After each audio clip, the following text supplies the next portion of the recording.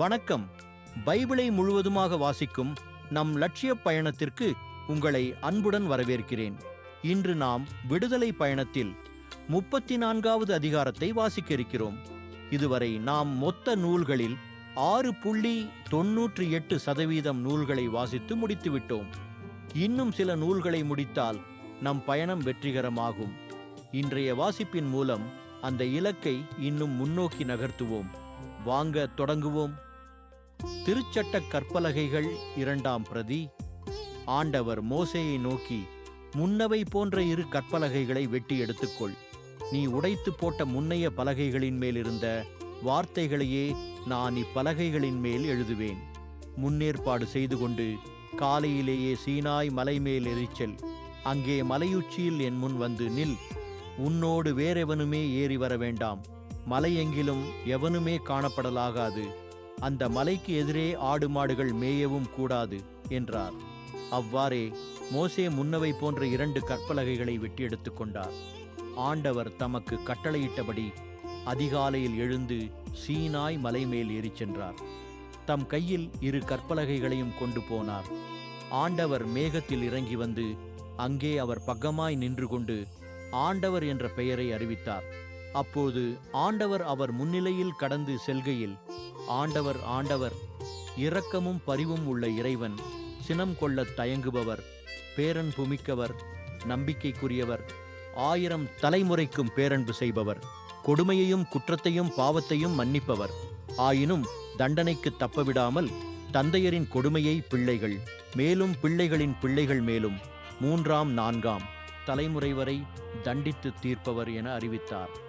உடனே மோசே விரைந்து தரைமட்டும் தாழ்ந்து வணங்கி, என் தலைவரே, நான் உண்மையிலேயே உம் பார்வையில் தயை பெற்றவன் என்றால் இவர்கள் வணங்கா கழுத்துள்ள மக்கள் எனினும், என் தலைவரே, நீர் எங்களோடு வந்தருளும்.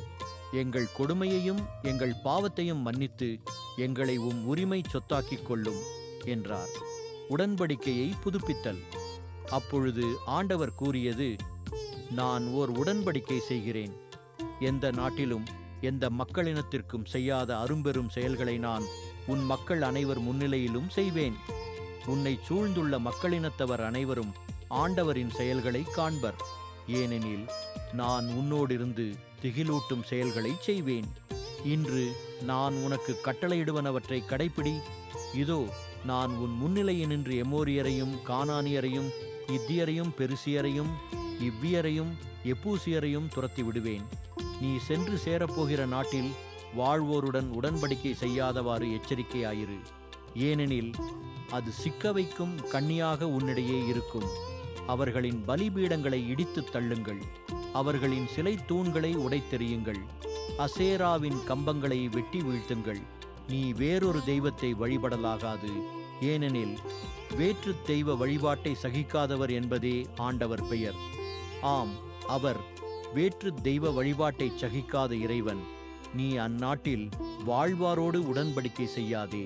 ஏனெனில் அவர்கள் தங்கள் தெய்வங்கள் பின்னே வேசித்தனமாய் நடந்து தங்கள் தெய்வங்களுக்கு பலியிடுகையில் உன்னை அழைக்க அவர்கள் பலிப்பொருளை நீயும் உண்ண நேரிடலாம். மேலும் உன் புதல்வருக்கு அவர்களிடமிருந்து பெண் கொள்ள நேரிடலாம். அவர்கள் புதல்வியர் தங்கள் தெய்வங்கள் பின்னே வேசித்தனமாய் நடப்பர். உன் புதல்வரையும் தங்கள் தெய்வங்கள் பின்னே வேசித்தனமாய் நடக்கச் செய்வர். உனக்கென தெய்வங்களை வார்த்து கொள்ள வேண்டாம். புளிப்பற்ற அப்ப விழாவை கொண்டாட வேண்டும். ஆபிபு மாதத்தில் குறிப்பிட்ட காலத்தில் என் கட்டளைக்கிணங்க 7 நாள்கள் புளிப்பற்ற அப்பத்தையே உண்ண வேண்டும். ஏனெனில் ஆபிபு மாதத்தில் நீ எகிப்திலிருந்து வெளியேறி வந்தாய். கருப்பையை திறக்கும் தலைப்பேறு அனைத்தும் என்னுடையன. ஆடு மாடு கால்நடைகளின் ஆண் தலையீறு அனைத்தும் எனக்குரியனவே. கழுதையின் தலையீற்றுக்கு ஈடாக ஒரு செம்மறி குட்டியை கொடுத்து அதை மீட்க வேண்டும். அது மீட்கப்படவில்லை எனில் அதன் கழுத்தை முறித்துவிடு. உன் பிள்ளைகளில் ஒவ்வொரு தலைமகனையும் மீட்க வேண்டும். எவருமே என் முன் வெறுங்கையோடு காணப்படல் ஆகாது. 6 நாள்கள் நீ வேலை செய். 7ஆம் நாளில் ஓய்வு கொள். உழும் பருவத்திலும் அறுவடை பருவத்திலும் கூட ஓய்ந்திரு. கோதுமை அறுவடை முதற்பலன் போது வாரங்களின் விழாவையும் ஆண்டின் இறுதியில் சேகரிப்பு விழாவையும் கொண்டாட வேண்டும். உங்களுள் ஒவ்வொரு ஆண்மகனும் ஆண்டில் 3 தடவை தலைவரும் இஸ்ரவேலின் கடவுளுமாகிய ஆண்டவர் திருமுன் வரவேண்டும். ஏனெனில் நான் வேற்றினத்தாரை உன் முன்னிருந்து துரத்திவிட்டு உன் எல்லையை விரிவுபடுத்துவேன். நீ ஆண்டில் மும்முறை உன் கடவுளாகிய ஆண்டவர் திருமுன் நிற்க வரும்போது உன் நாட்டை எவனுமே பிடித்துவிடப் போவதில்லை. எனக்குச் செலுத்தும் பலியின் இரத்தத்தை புளித்த மாவுடன் படைக்காதே. பாஸ்கா விழா பலியில் எதுவும் காலை வரை எஞ்சியிருக்கக்கூடாது. உன் நிலத்தின் முதற் பலன்களில் முதன்மையானவற்றை உன் கடவுளாகிய ஆண்டவரின் இல்லத்திற்கு கொண்டு செல்வாய். குட்டியை அதன் தாய்ப்பாலில் வேக வைக்காதே. ஆண்டவர் மோசேயை நோக்கி, நீ இவ்வார்த்தைகளை எழுதிக்கொள். இவ்வார்த்தைகளின்படி நான் உன்னோடும் இஸ்ரவேலோடும் ஓர் உடன்படிக்கை ஏற்படுத்தியுள்ளேன் என்றார். அவர் அங்கே 40 பகலும் 40 இரவும் ஆண்டவருடன் இருந்தார். அப்போது அவர் அப்பம் உண்ணவும் இல்லை, தண்ணீர் பருகவும் இல்லை.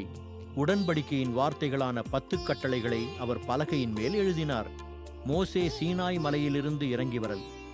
மோசே சீனாய் மலையிலிருந்து இறங்கிச் செல்கையில் உடன்படிக்கை பலகைகள் இரண்டையும் தம் கைகளில் தாங்கிக் கொண்டிருந்தார். மோசே கடவுளோடு பேசியதால் அவர் முகத்தோற்றம் ஒளிமயமாயிருந்தது. ஆனால் மோசே அதை அறியவில்லை. ஆரோனும் இஸ்ரவேல் மக்கள் அனைவரும் மோசேயை பார்த்தபோது அவர் முகத்தோற்றம் ஒளிமயமாயிருந்ததைக் கண்டு அவரை அணுகிச் செல்ல அஞ்சினர். ஆனால் மோசே அவர்களை கூப்பிட்டார். ஆரோனும் மக்கள் கூட்டமைப்பின் தலைவர்கள் அனைவரும் அவரை நோக்கி வந்தனர். மோசேயும் அவர்களிடம் பேசினார். பின்னர் இஸ்ரவேல் மக்கள் அனைவரும் அவர் அருகில் வந்தனர். அப்போது ஆண்டவர் சீனாய் மலையில் தமக்கு அறிவித்த அனைத்தையும் அவர் அவர்களுக்கு கட்டளையாக கொடுத்தார்.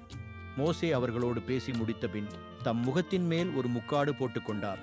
மோசே ஆண்டவரோடு உரையாடும்படி அவர் திருமுன் செல்வது முதல் வெளியே வருவது வரை முக்காட்டை எடுத்து விடுவார். அங்கிருந்து வெளியே வந்து அவருக்கு கட்டளையிடப்பட்டவற்றை அவர் இஸ்ரவேல் மக்களுக்கு எடுத்துக் கூறுவார். இஸ்ரவேல் மக்கள் மோசேயின் முகத்தை பார்க்கும்போது மோசேயின் முகத்தோற்றம் ஒளிமயமாயிருக்கும். மோசே ஆண்டவரோடு பேசச் செல்லும் வரை தம் முகத்தின் மேல் மீண்டும் முக்காடு போட்டுக்கொள்வார். நாம் 1189 அதிகாரங்களில் 84 அதிகாரங்களை நிறைவு செய்துவிட்டோம். இன்னும் சில அதிகாரங்களை வாசித்தால் முழு பைபிளையும் முடித்து விடுவோம். நாளை அடுத்த அதிகாரத்தை பார்க்க சந்திப்போம். நாள்தோறும் இந்த பயணத்தில் நீங்களும் பங்கேற்றால் பைபிளை முழுமையாக வாசித்து முடிப்போம். இது நம் வாழ்க்கையிலும் ஆன்மாவிலும் பெரிய மாற்றத்தை ஏற்படுத்தும். இந்த பயணம் உங்களுக்கு நம்பிக்கையையும் சமாதானத்தையும் கொடுத்தால் இந்த வீடியோவை லைக் செய்யவும் சப்ஸ்கிரைப் செய்யவும் மறக்க வேண்டாம். பகிர்ந்து மற்றவர்களையும் இந்த பயணத்தில் சேருங்கள். நாளை மறக்காமல் வாருங்கள்.